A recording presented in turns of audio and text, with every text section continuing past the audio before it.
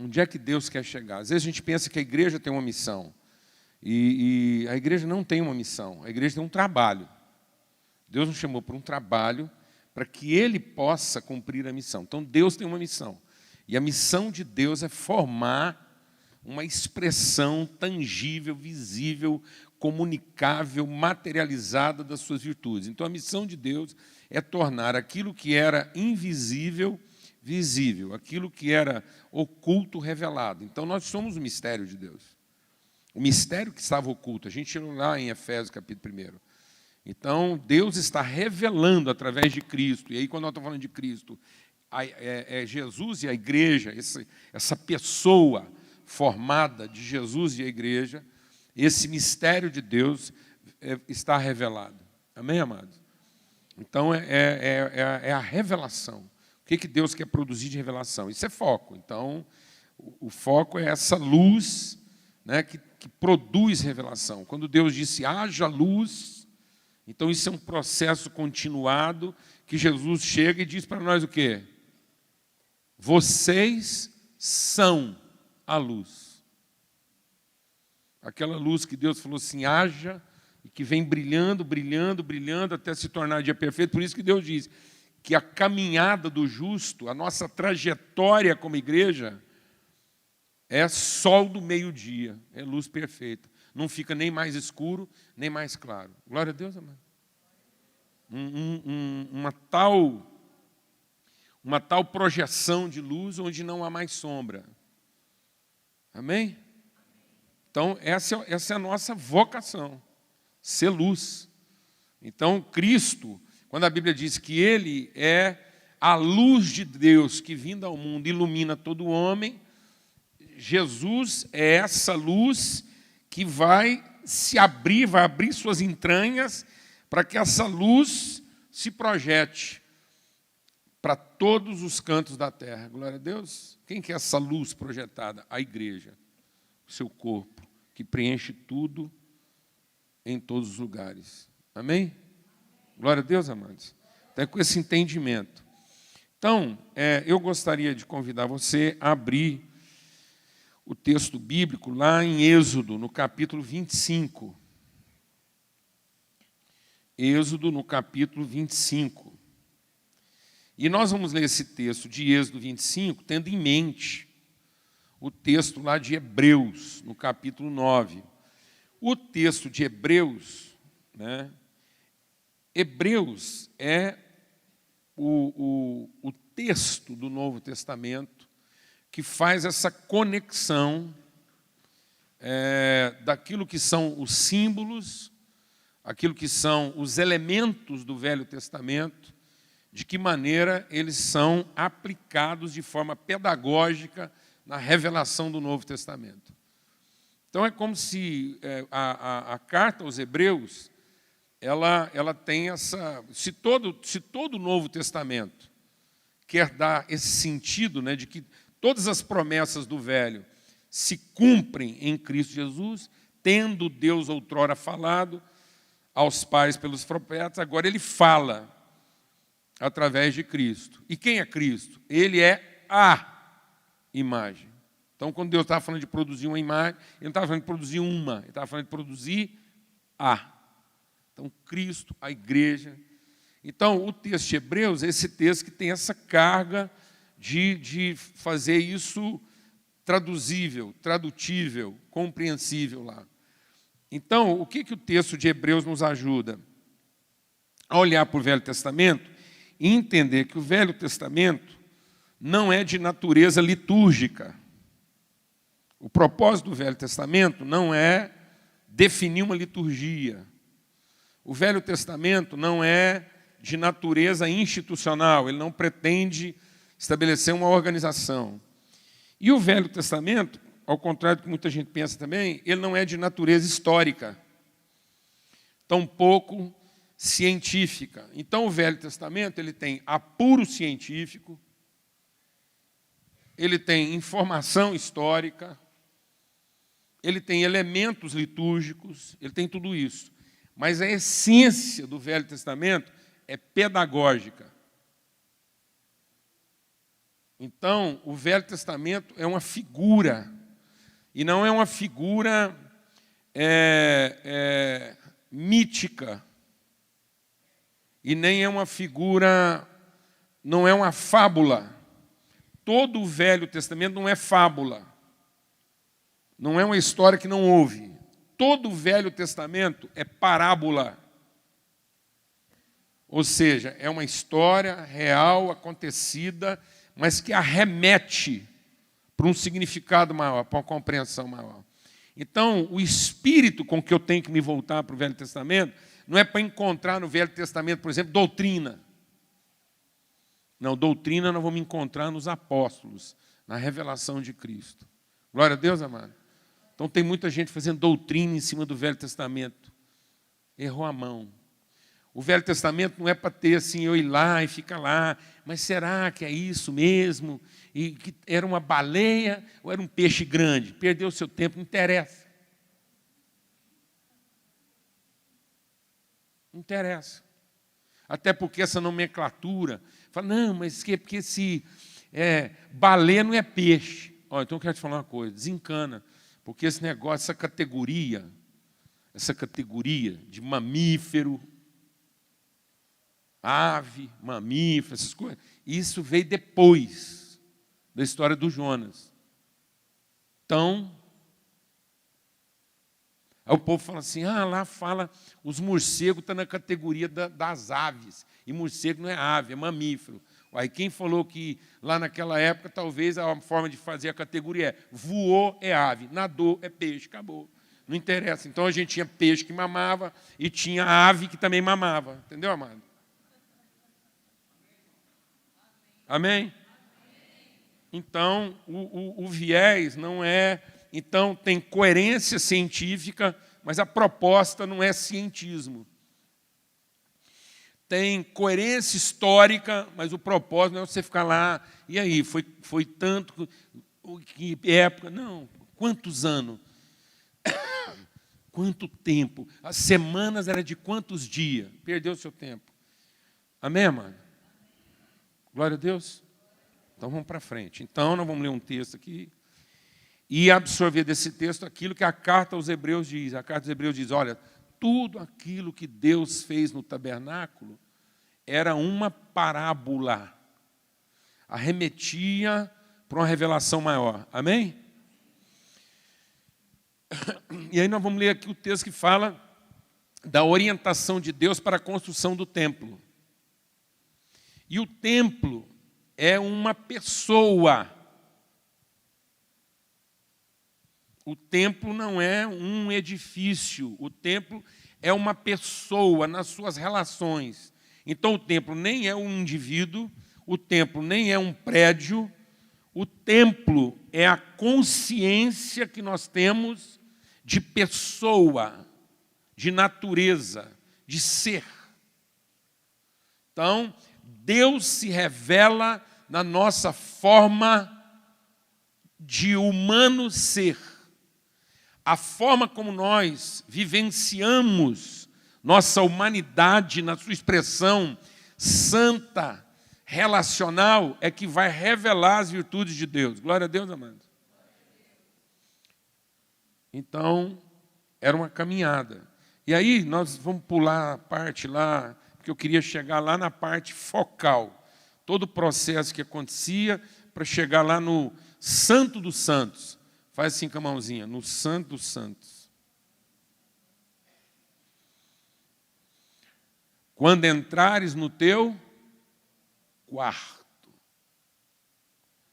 o lugar mais íntimo, o que você vai encontrar lá na sua convicção, na sua interioridade? Quando Deus penetra nossa interioridade, o que está fundamentando a essência da nossa identidade? Que figura de Deus foi colocada lá na nossa interioridade? O que quer dizer ter uma vivência de interioridade com Deus? No lugar mais profundo de mim mesmo, o que forma minha consciência de identidade e propósito na vida? na relação com Deus. Glória a Deus, amados. Amém? Então diz assim, também, capítulo 25, verso 10, também farão uma arca de madeira de acácia, de 2 côvados e meio será o seu comprimento, de 1 côvado e meio a sua largura, de 1 côvado e meio a sua altura. De ouro puro a cobrirás, por dentro e por fora, a cobrirás e farás sobre ela uma bordadura de ouro ao redor. Fundirás para ela 4 argolas de ouro e as porás nos 4 cantos da arca, 2 argolas num lado dela e 2 argolas no outro lado. Farás também varais de madeira de acácia, os cobrirás de ouro, meterás os varais nas argolas aos lados da arca, para se levar por meio delas a arca. Os varais ficarão nas argolas da arca, e não se tirarão dela. E porás na arca o testemunho que eu te darei. O livro de Hebreus fala qual que é esse testemunho. O que ia dentro da arca?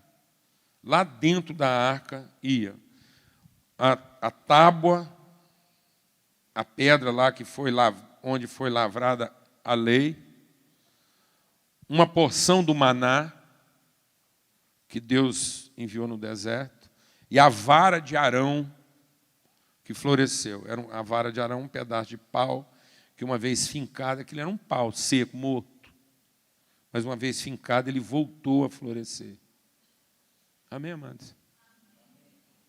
Então, o que é esse testemunho? O que vai lá dentro da arca? Então, só para não... A gente precisa chegar na parte final, mas precisa entender o que estava lá dentro da arca. Dentro da arca estava o testemunho de Deus, aquilo que Deus está compromissado conosco, o que lá na minha intimidade, lá na minha interioridade, na minha relação com Deus, eu não preciso ficar ansioso das minhas necessidades físicas. Não andeis ansiosos quanto ao que comer, ao que vestir. Então lá estava o quê? O maná. Provisão para todas as nossas necessidades físicas. O maná representa a suficiência de Deus para o corpo. Glória a Deus, amém. Estava a tábua da lei. Nós não precisamos ficar ansiosos quanto ao conhecimento, à sabedoria humana, perdidos em pensamentos, porque Deus é provisão suficiente para a nossa alma, para o nosso intelecto. Nele estão escondidos todos os tesouros da sabedoria e da ciência. É em Deus que nós vamos encontrar conhecimento. Glória a Deus, amado. E estava a vara de Arão, ou seja, nós vamos ter autoridade espiritual para reverdecer nas situações mais adversas, e nem a iminência da morte nos fará temer, porque o poder que opera em nós é o poder que ressuscita os mortos. Então nós temos essa sobrenaturalidade da ressurreição, nós temos essa condição extraordinária do entendimento, e nós temos a condição suficiente do suprimento. Nós não temos que andar ansiosos de coisa alguma. Glória a Deus, amado. Posso ouvir um amém?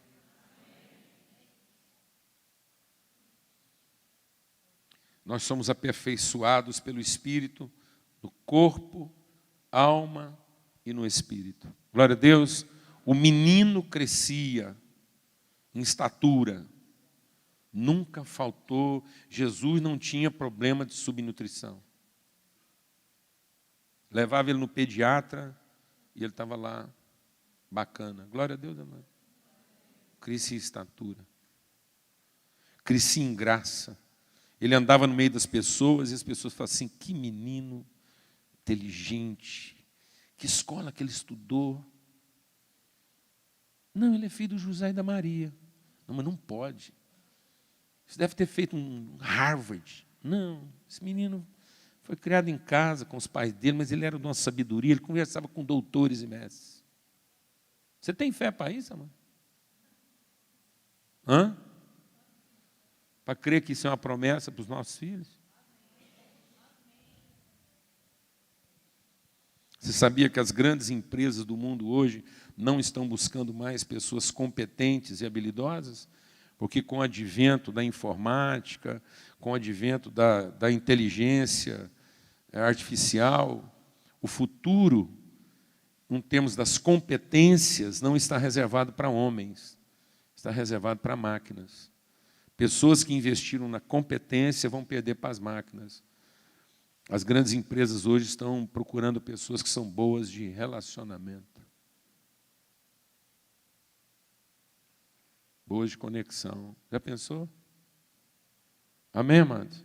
Então Jesus crescia estatura, graça e temor de Deus.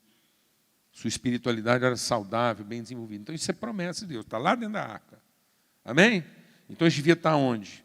Na nossa consciência mais íntima de Deus. A gente não podia estar ansioso de coisa alguma, não podia brotar no nosso coração nenhuma raiz de ansiedade, ou de amargura, ou de ressentimento, ou de qualquer outra coisa. O povo de Deus tinha que ser o povo mais bem resolvido na face da terra. Sem amargura. Glória a Deus, não é?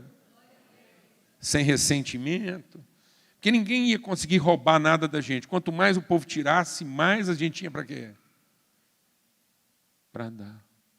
Era um favor que as pessoas iam fazer, vir tirar coisa da gente. Porque abrir espaço para a gente ter mais para oferecer. Posso ouvir um amém, mano? Glória a Deus. Aí, em cima disso, ele diz, agora você também vai fazer um propiciatório. Um propiciatório de ouro puro. De 2 côvados e meio será o seu comprimento, a largura e 1 côvado e meio. Farás 2 querubins de ouro batido os farás, nas 2 extremidades do propiciatório. Um querubim na extremidade de uma parte e outro na extremidade da outra parte. De uma só peça, com o propiciatório, fareis os querubins nas 2 extremidades dele. Os querubins estenderão suas asas por cima, cobrindo com elas o propiciatório. Estarão eles de faces voltadas uma para a outra, olhando para o propiciatório. Porás o propiciatório em cima da arca, e dentro dela porás o testemunho que eu te darei. E ali virei a ti, de cima do propiciatório, do meio dos 2 querubins que estão sobre a arca do testemunho, falarei contigo acerca de tudo o que eu ordenar para os filhos de Israel. Amém? Você está vendo a figura lá? Cadê? Ah lá. Então é o seguinte, muita gente pensa, fala assim, isso é a arca. Não, isso aqui é a arca com o propiciatório.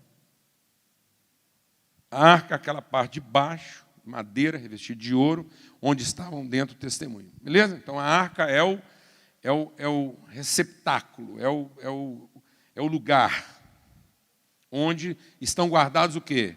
Os elementos do testemunho.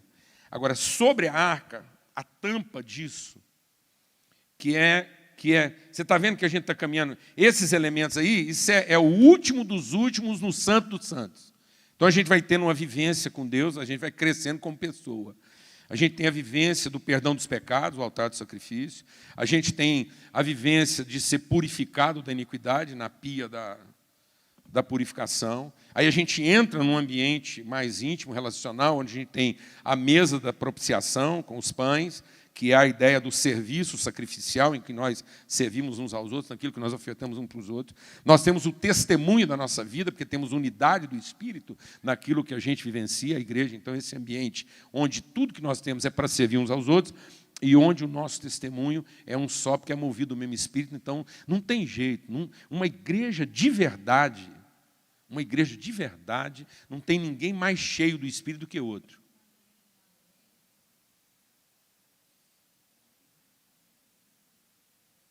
Entendeu, irmão? Ou não? Se você se acha mais cheio do Espírito Santo do que outra pessoa, um outro irmão seu, é porque você está segurando a parte do Espírito dele que você não entregou. Entendeu? Porque era enchei-vos falando, então você chupou para você e não entregou para ele. Por isso você acha que você tem mais do que ele, porque você roubou dele a parte dele. Porque se a gente fosse realmente espirituais, todos encheriam uns aos outros, porque sabe qual era o segredo lá da menorá, da lâmpada, que fala do ministério do Espírito, os 7 Espíritos? é que eram vasos comunicantes. Isso quer dizer o seguinte: qualquer daqueles castiçais que você colocar, qualquer daquelas pontas lá das lâmpadas, se você colocasse óleo, todas as outras iam se encher igualmente. Aleluia, irmão. De modo que se você colocasse e enchesse só uma, é porque aquela uma estava com problema de comunicação com as outras. Tem que entender o que eu estou falando aqui? Amém, irmão? E lá dentro também tinha um serviço do quê? Do louvor. Um louvor que era sacrifício de perfumes distintos. Era um louvor aromático, onde você queimava ervas de todo tipo. Era uma viajação lá dentro, amém, irmão? Glória a Deus. Você entrava aqui, estava uma fumaça, um perfume, as velas acesas, os pães ali, amém? Aí agora nós vamos passar por um lugar mais íntimo dessa relação. É a pessoa, você está percebendo a pessoa crescendo? Aí essa pessoa agora vai crescer na sua consciência de intimidade, um santíssimo lugar. Um lugar onde não podia entrar suor. Então, a presença mais íntima de Deus vivenciada por nós não é fruto de esforço, não é serviço, não é trabalho, é conhecimento, é consciência. Então, a igreja dos últimos dias, ela tinha que estar evoluindo em consciência e dependendo menos de competência. É uma igreja que tinha que estar atuando na sociedade mais com autoridade do que com poder.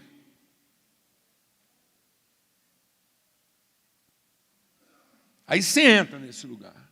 Aí o que você encontra nesse lugar? Uma fundamentação clara da fidelidade de Deus. Então o que é a igreja amadurecida? Ninguém aqui está ansioso. Ninguém tem senso de propriedade. Ninguém domina nada. É nosso. Porque há um provisionamento em todas as áreas da vida que nós não precisamos compartilhar aqui nenhum tipo de ansiedade, nenhum tipo de controle, nenhum tipo de domínio, nenhum tipo de reserva. E sobre tudo isso, essa consciência profunda, está um propiciatório. O que é propiciatório? Alguém sabe o que é propiciatório? Não. O próprio nome já diz. Propiciatório é lugar propício, lugar favorável. Então, sobretudo, a condição última é que lá na nossa vivência de interioridade com Deus, está um lugar o quê? Favorável. Um lugar de oferta espontânea contínua, onde ninguém reivindica coisa alguma, ninguém demanda coisa alguma. Então, em tese, a igreja deveria ser lugar onde o povo de Deus que se encontra nesse lugar está liberto das suas demandas. Ninguém da igreja está aqui por conta das suas carências. Porque nós carregamos em nós o testemunho de que todas as carências estão satisfeitas. A partir de quem? De nós mesmos. Glória a Deus, amado. Então, se é um lugar onde ninguém carrega dentro de si um vazio, porque todo mundo carrega dentro de si um testemunho. Todo filho e filha de Deus não carrega vazio, não carrega lugares a serem preenchidos. Porque eles não se enchem mais de fora para dentro. Eles não estão à procura de alguma coisa que vá preenchê-los. Eles se preenchem de dentro para fora. Eles não são um pote esperando o Deus que vem.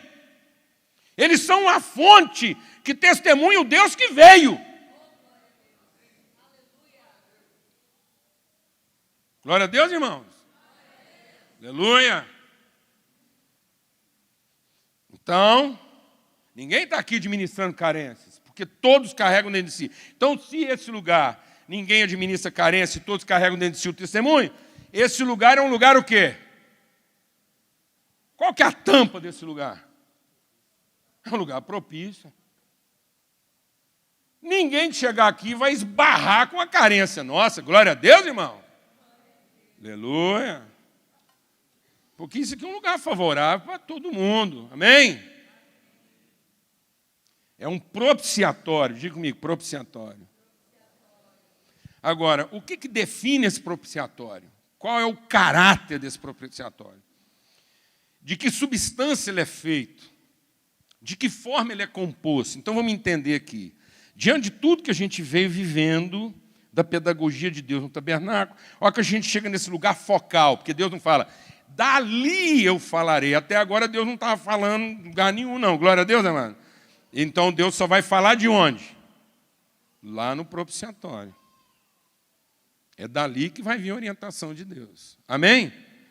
E aí, esse lugar focal, para onde Deus está nos chamando, para falar. Amém? O que caracteriza esse lugar propício, favorável, diante de todo o testemunho que a gente vem desenvolvendo na nossa consciência? A pedagogia. Nós fomos aprendendo, fomos entendendo, chegamos lá agora como pessoa madura nesse propiciatório. Primeiro, ele é de ouro. Então, aquela tampa lá é de ouro puro. Sabe o que quer dizer de ouro puro? Quer dizer que foi submetido a fogo. Foi submetido a esforço. É um ouro trabalhado. Alguém que sabe por que o ouro é um metal precioso, se não o metal mais precioso? Por que as reservas, você pode ter coisa que custa mais. Você pode ter algum metal, alguma coisa que custe mais do que ouro, mas você não vai ter nenhuma outra coisa que seja referência de lastro. Nenhuma nação vai fazer lastro de outra coisa. Por que ouro é lastro e não é outra coisa? Então, um país pode ter riqueza para vender, comercializar, mas o lastro é medido em quê? Em ouro. Alguém sabe por que não? É por causa da sua ductibilidade. Isso quer dizer o seguinte, o ouro é um metal que pode ser submetido a qualquer tipo de esforço, a qualquer tipo de agressão, a qualquer tipo de tratamento, e ele continua sendo o quê? Ouro. Ele não muda suas características.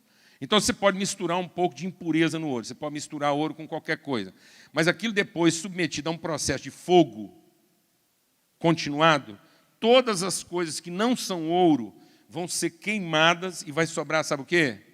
Ouro. Você pode laminar o ouro, você pode fazer uma lâmina de ouro quase transparente.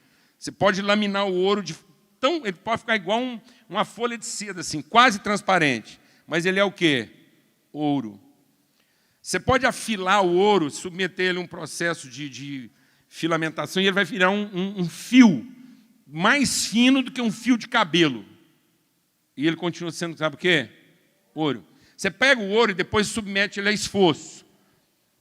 Ele não vai entrar em fadiga. Você entra em fadiga e o ouro não entra. Se você pegar o aço, o ferro e submeter algum tipo de esforço, aquele lugar onde está havendo um esforço gera um ponto de corrupção. Então, qualquer outro metal, aquilo onde existe um esforço, ele começa a se corromper naquele lugar, o metal perde as suas características, parte. O ouro não, você pode ficar lá...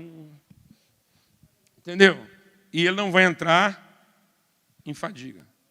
Isso quer dizer o seguinte, que o ouro, quanto mais ele sofre, quanto mais ele apanha, quanto mais ele perde, quanto mais coisa vai acontecendo com ele só vai ficando uma expressão melhor do que ele já é. Glória a Deus, amado.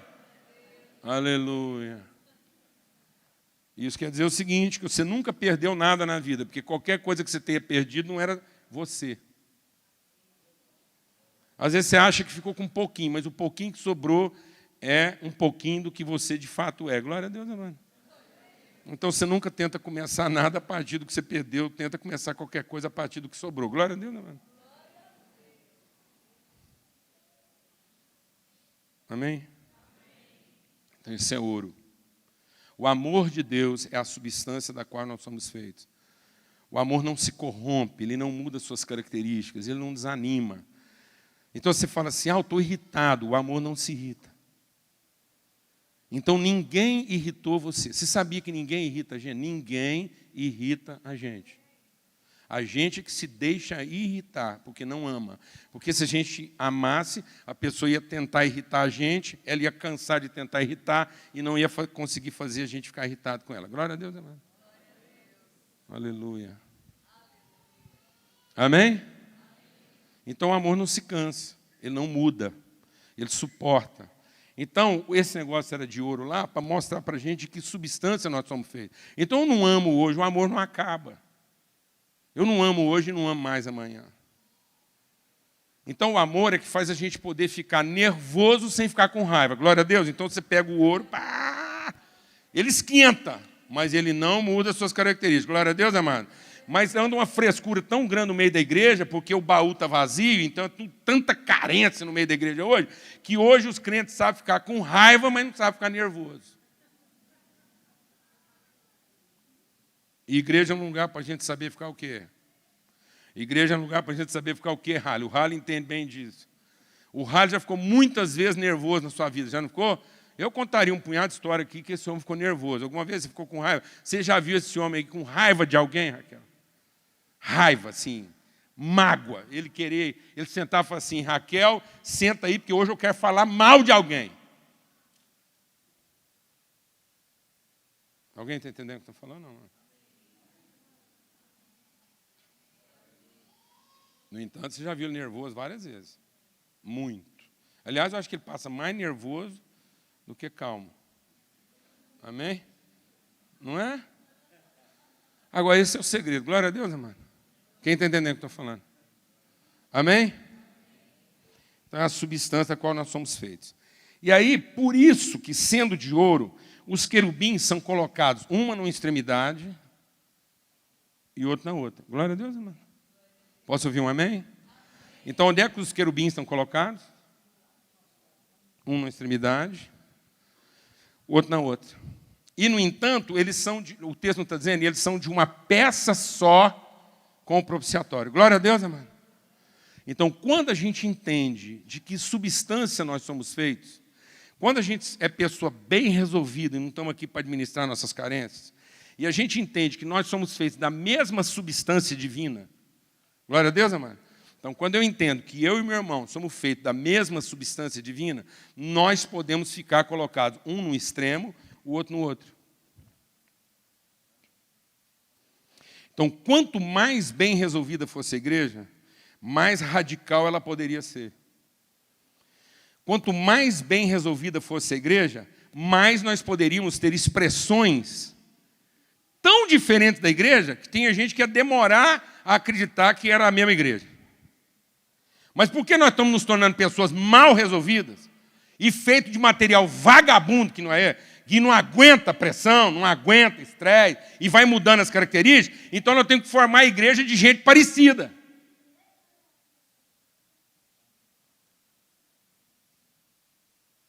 Entendeu, irmão?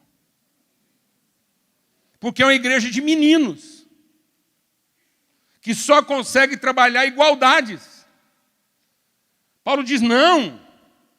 As diferenças foram estabelecidas por Deus, porque quanto mais diferentes nós fôssemos um do outro e mais bem resolvidos, melhor Deus estaria representado nas suas nuances. Então Deus hoje está mal representado, amados. Porque Deus hoje não é pai de família. Hoje Deus é pai de parente. Porque a gente só consegue achar que é família quem é o quê? Parente. Tanto é que o Abraão foi chamado a sair do meio do quê? Dos parentes. E quando vieram trazer os parentes para Jesus, achando que estava abafando, Jesus falou assim, quem que é minha família? Meus parentes? Amém, amados? Então eu quero te falar uma coisa, família salva parente, parente mata família. Porque parente é pau de bater em doido. Parente mata, porque é pau de bater em doido. Porque quando o pau fecha lá na casa, você usa os parentes para quê? Para salvar ou para matar? Você fala assim, bem, é isso mesmo. Você é igualzinho seu pai, manso, paciente. Não, quando a coisa está braba em casa, você fala o quê? Você é igualzinho aqueles parentes seus. Eu estou vendo seu pai. Ó. Bruto, sem educação. Você é cuspido da sua mãe. Eu sabia que uma hora isso ia dar uma zebra, porque eu sabia que eu estava casando com uma mulherzinha igual aquela, uma hora você ia pôr as unhas de fora. Porque os parentes são tudo igual. Família salva os parentes. Parentes destroem a família. Sabe por que tem muito filho de pastor mal resolvido? Porque a hora que a gente chama de filho, a gente chama os parentes. E aí nossos filhos ficam magoados porque nós deixamos de cuidar dos parentes para ir cuidar daqueles que nós chamamos de irmãos, porque os irmãos viraram retórica, não são irmãos de verdade, são linguagem retórica. Sabe o que os meus filhos estão pensando nessa hora aqui agora? É que eu estou aqui gastando meu tempo com quem? Com os irmãos deles. Amém, irmãos? Glória a Deus. Aleluia. Por que eles ficam ressentidos às vezes? Porque eu fui gastar tempo com quem eu chamo de irmão, mas que não é irmão de verdade, porque não é parente. É uma linguagem retórica religiosa, litúrgica e não pedagógica. Estão me entendendo isso ou não? Amém, irmãos? Vamos lá. Então, está seguindo a peça lá? Então, são extremos. Quanto mais puros em amor, entendimento, quanto mais intensos na convicção da fidelidade de Deus, mais radicais nós vamos poder ser. A igreja brasileira está padecendo hoje de falta de radicalismo, porque ela está se pasteurizando, ela está se tornando uma expressão igual para tudo quanto é lugar. E as pessoas estão achando que a única forma delas terem sucesso ministerial é se elas se tornarem iguais aos outros, e não serem radicais naquilo que elas foram chamadas para ser.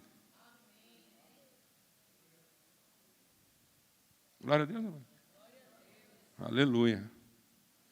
E aí, esses querubins colocados em condição extrema. Vem cá, meu irmão, você dá ponta lá, você de barba lá. É você mesmo que está com a mão no queixo, lá na ponta. Não, o outro. Pode vir os dois. Vem dois querubins barbados, vem. Você ameaçou vir, vem os dois. Pronto.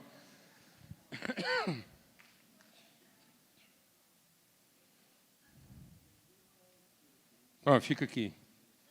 Então, vocês vão imaginar que existe... Fica diferente um para o outro. Vocês vão imaginar que tem uma peça aqui, e que naquilo que são os pés, na sua raiz, amém, irmã? Na raiz, a substância da qual eles são feitos, eles são a mesma pessoa, amém? Só que expressões extremas da mesma natureza. Estão em posições extremas, amém? Aí esses querubins em posição extrema, eles estendem as suas asas um para o outro. Não chega muito perto, não faz uma força para encostar. Faz uma força, assim. Isso. Parece que vai cair, não vai. Força, estica, pronto. E é só tocar. O que as asas representavam na configuração do querubim? A sua espiritualidade. A asa representa a transcendência. Jesus é apresentado com o rosto de águia. Jesus tem 4 faces, e os querubins tinham 4 faces, que são as faces ministeriais de Jesus. Então, todo querubim, ele era quadrifacetado. Então, dependendo do ângulo que se olhasse o querubim, por isso que eles são posições extremas. Então, se eu olhasse para esse querubim, os dois estão de frente um para o outro, então talvez eu estivesse vendo aqui o rosto de quê? De bezerro. Aí, como eles estão virados de frente um para o outro, o que parece bezerro, esse outro aqui parece o quê? Leão. Eu falo assim, rapaz, como é que um leão e um bezerro pode ser a mesma pessoa? Está vendo o extremo? Ou então eu poderia olhar aqui e a face projetada aqui podia estar sendo a de águia, transcendente, superior, sobrenatural. E eu estou vendo aqui a face do outro aqui, que é homem, limitado, impotente. Eu falo, como é que uma pessoa pode ser ao mesmo tempo águia e homem, bezerro e leão? Glória a Deus, irmão. Tanto que quando Ezequiel viu os querubins, ele falava assim, um tinha rosto disso, o outro tinha rosto daquilo, e o outro tinha rosto daquilo. Porque o Ezequiel viu uma imagem estática. Ele viu a imagem parada. como se fosse uma foto. Então ele viu parado e falou, um tem rosto disso, o outro tem rosto daquilo, porque como eles estavam lá em círculo, cada um estava projetando uma face. O João já teve uma visão mais privilegiada. Porque quando ele viu a glória e o filho, ele disse, não é que um tem uma face de um, não. Eles têm, na verdade, 4 faces. É a mesma coisa se você olhar para mim aqui, assim, como é que eu sou? Você fala assim, você tem 2 olhos, um nariz com 2 buracos e uma boca que vai de um lado na outra. E 2 orelhas. Agora me define. Você fala assim, não, você tem um olho com um buraco só, uma boca que acaba numa abertura e uma orelha só. Agora me define. Não, rapaz, que olho você está vendo? O cara é só cabelo. E orelha tampada. Alguém está entendendo o que eu estou falando ou não? Está vendo como é que a gente é pobre na percepção? Porque não quer entender a pessoa no seu momento funcional, então os querubins tinham essas faces. E o que a asa representa? Representa aquilo que arremete para a águia lá. Homem não tem asa, bezerro não tem asa, leão não tem asa, quem tem asa? A águia, que é como Jesus é apresentado no Evangelho de João. O Filho de Deus, o transcendente, aquele que é, antes de qualquer coisa, espírito. Então, as asas que se tocam quer dizer da nossa unidade espiritual. Então, apesar de nós estarmos colocados em extremos distintos, nós comungamos o mesmo Espírito. Então, esse ambiente aqui é espiritual. Amém? Porque a nossa espiritualidade, apesar da nossa distância extrema, é uma espiritualidade tangente. Então, nossa espiritualidade tem que se tocar. Nós não podemos continuar dizendo que nós somos espirituais se nós não tocamos a vida uns dos outros.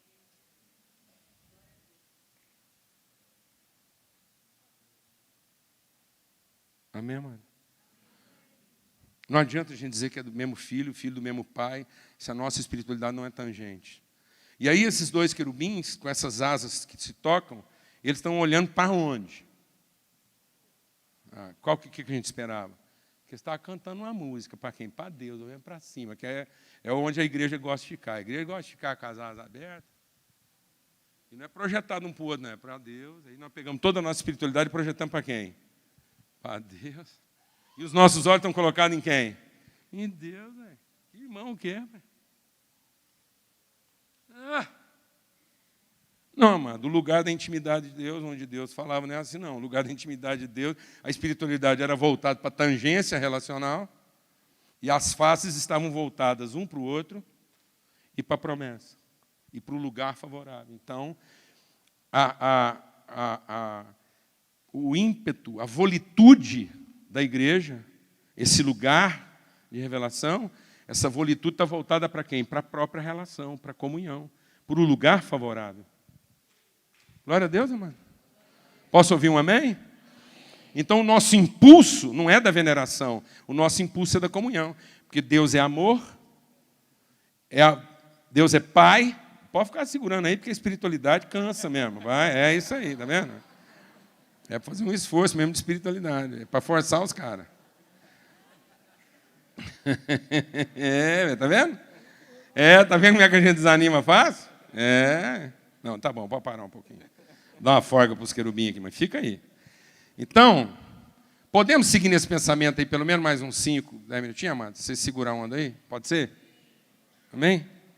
Então, esse lugar propício, esse lugar da consciência, da espiritualidade, que é o lugar que Deus diz, é desse lugar que eu falarei, isso tem que ser nossa convicção. Então, lá dentro de mim, tem que ter uma consciência de quê? De comunhão. Lá dentro de mim não pode ser um eu. Lá dentro de mim tem que ser um nós. Tem que ter alguém mais além de mim. Eu tenho que estar buscando revelação para alguém mais que não sou eu. Glória a Deus, amados. Então não é minha veneração, é o meu senso de comunhão. Por isso que, qual a identidade de Deus? Deus é amor na figura do Pai, é graça na figura do Filho, e é o que na figura do Espírito Santo, amado? Comunhão. Então, onde está a plenitude do Espírito Santo? No poder? Não, mas a plenitude do Espírito Santo na vida da igreja está onde? Na comunhão. Então, onde é que a obra da salvação se consuma, amados? Na comunhão. Então, a gente está pregando uma heresia. A gente está pregando a heresia de uma salvação que salva o indivíduo, de uma graça de salvação individual. E a graça não salva o indivíduo. Salvação não é direito individual. Salvação é bem da comunidade. Então não há salvação de caráter individual se ela não tem vocação comunitária. Não existe fé de valor individual. Não existe fé. Aquilo que é de valor individual é crença, não é fé. Porque a fé não é para formar um crente no benefício de Deus. A fé é para formar um justo. Então a fé não é para alcançar benefício. A fé é para promover sacrifício. Porque a fé é para promover justiça. Então nós eliminamos o caráter relacional da nossa espiritualidade. Porque nossa devoção está descaracterizada de relação. Nossa fé está descaracterizada de relação. Nossa liturgia está carregada de devoção e descaracterizada de relação. Buscamos o Espírito pelo poder e não pela comunhão. Então a salvação se fundamenta no amor, se revela na graça e se consuma onde? Na comunhão. Amém, amados?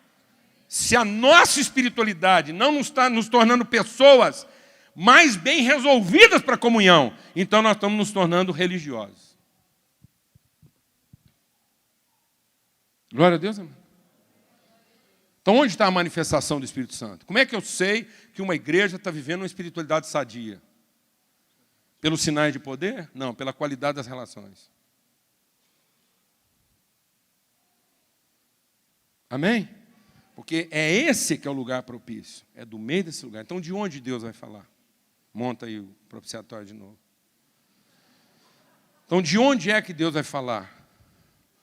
Deus vai falar de onde estiverem em comunhão 2 ou 3. Então, a condição mínima da revelação qual é? 2 ou 3. Amém, irmãos? Glória a Deus. Então, Deus nunca falará ao indivíduo. Deus só fala à relação. Por isso que a glória de Deus não se revela na eloquência do sim. A glória de Deus se revela na contundência do amém. Então, por isso, em Cristo nós temos o sim, e também nele, através de nós, o amém. O que é amém, irmão? Fala para mim, o que é amém? Não é assim seja. Assim seja. Para você entender melhor. Assim o quê? Então, qualquer assim é amém? Você fala amém para qualquer assim? Só que às vezes você está falando, sua mulher fica nervosa, aí você faz o quê? Você fica nervoso também, você está falando um amém para um assim qualquer.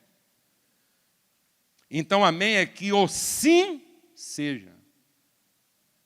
Que o sim de Deus encontre em nós o amém. Então, amém fala assim, amém. Amém quer dizer que o seu sim seja. Nós estamos aqui acordados que essa revelação procede de Deus. Fala assim. Sim. Amém. Então o que está acontecendo com a igreja? Nós estamos vivendo uma reunião de sim, sem nenhum. Amém.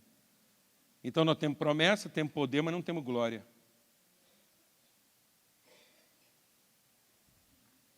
E por que não há glória na igreja? Porque nós estamos achando que vamos mudar a humanidade com o quê? Com poder. Deus nunca prometeu encher a terra com o seu poder. Ele prometeu encher a terra com a sua. E para que ele enche a terra com a sua glória, está precisando acontecer o quê? Alguém começar a falar amém para o sim do outro.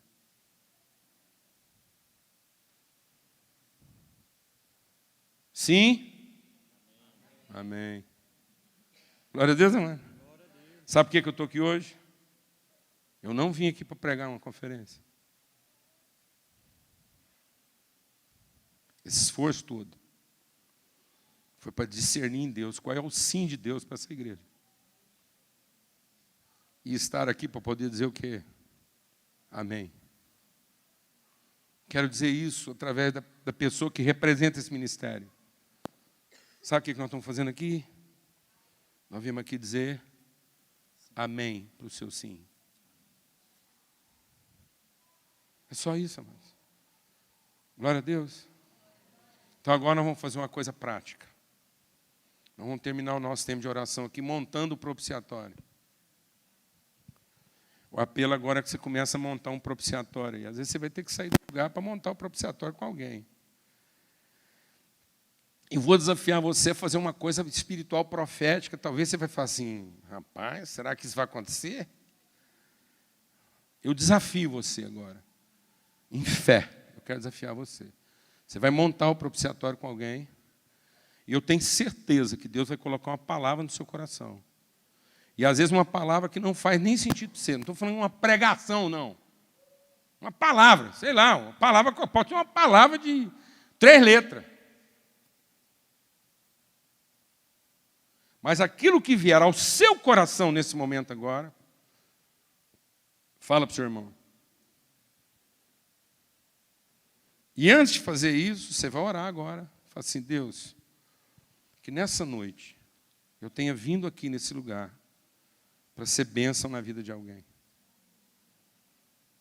Que nesse momento aqui, o meu coração seja o lugar favorável. Que nesse lugar de comunhão, que é o nosso coração como igreja, seja o lugar favorável, onde o Senhor vai falar. Porque o Senhor disse que desse lugar o Senhor falaria. Então, Ele não prometeu que falaria? Toda vez que houvesse propiciatório, Ele não falaria? Então, essa é a promessa de Deus. Glória a Deus, amado.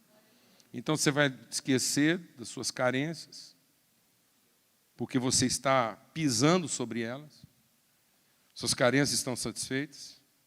É em cima disso que você está fundamentado, que todas as suas carências estão satisfeitas.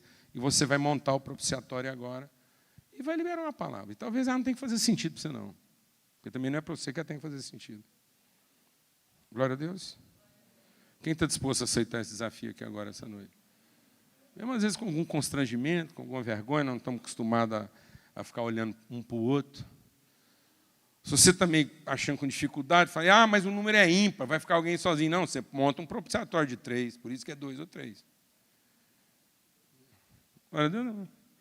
Deus já falou que era 2 ou 3, porque não corria risco de alguém ficar de fora. Se você falasse que era 4, já complicava.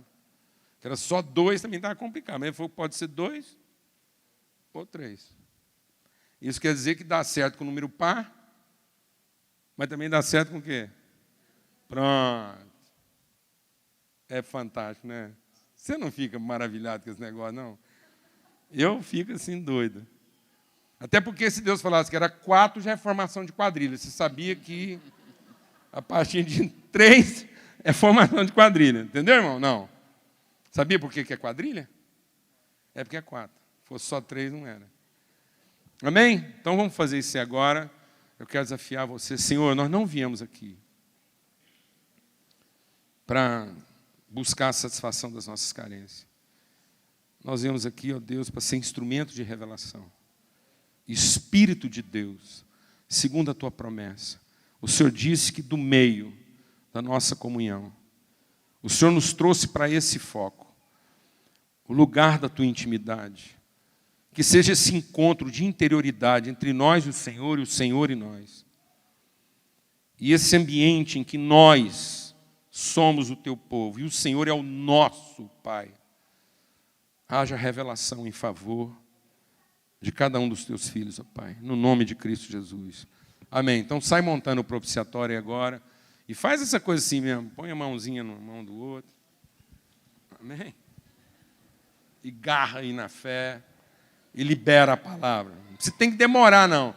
E nem fica de pregação aí, não. Já manda uma revelação aí. Glória a Deus, amado. O que vier no seu coração, você não enrola, não. Veio, você já pá! E olha nos olhos da pessoa. Ficou olhando para cima, não. A Bíblia manda você olhar para a pessoa. E para propiciação, para o favor de Deus. Vai liberando o Espírito de Deus, Espírito Santo do Senhor. Libera a revelação, libera a revelação. O Espírito de Deus se move entre nós e libera a revelação. Você pode montar isso com criança, lá não fala da idade do querubim. Lá não fala da idade do querubim, nem do tamanho dele. Glória a Deus, amém. Aleluia. Vai liberando aí, abre a sua boca. Olha para a pessoa, abre os seus olhos, olha para ela. Crê nessa provisão de Deus. E libera virtude na vida dessa pessoa.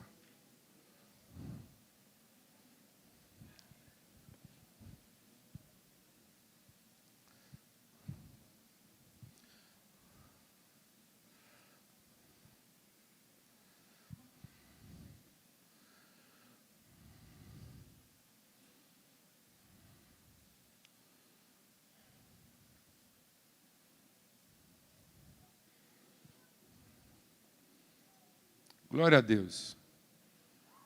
Glória a Deus. Dá uma parada aí agora. Porque tem uns irmãos que já vão embalando. Amém? Dá uma parada aí agora. Senta aí. Senta todo mundo aí agora. Só um minuto e olha para cá. Nós estamos terminando. Olha para cá. Todo mundo sentado. Eu quero fazer uma pergunta aqui agora. Seja honesto. Quero fazer uma pergunta aqui agora. Quem recebeu uma palavra de Deus aqui nessa noite? Deus falou algo de forma assim, surpreendente na sua vida, nesse momento agora. E você entende que foi uma palavra que você precisava ouvir de Deus. Levanta a mão aqui agora. Fica com sua mão levantada. Não, fica com ela levantada. Eu queria que você desse uma olhada aqui em volta.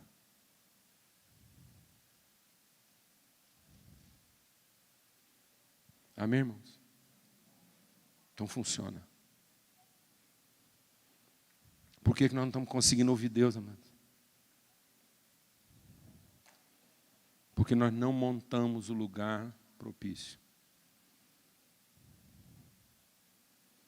Um irmão me perguntou na saída, acho que foi sábado, ele falou assim, eu estava ouvindo você pregar, eu fiquei pensando, parece que do jeito que você fala, Deus tem tudo resolvido, a gente não precisa orar. Eu falei, então tá bom.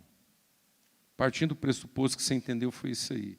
Se Deus tivesse tudo resolvido já, você oraria? Ele disse, não. Eu falei, então você ora por interesse. Então vou te fazer uma pergunta, mano. Se já tivesse tudo resolvido, você oraria? Seja honesto. Então, amado, deixa o Espírito de Deus ministrar o nosso coração. Oração não é para chamar Deus para conversa. Oração é para mostrar para Ele que nós entramos na conversa. Glória a Deus, irmão. Amém, irmão? E quando a gente para e monta esse lugar favorável com o irmão, para ser amém para o sim do outro, quer dizer que nós entramos na conversa. E aí nós vamos ouvir Deus falar. E a igreja está mais interessada em que Deus nos ouça do que interessada em ouvir Deus. Amém? Amém.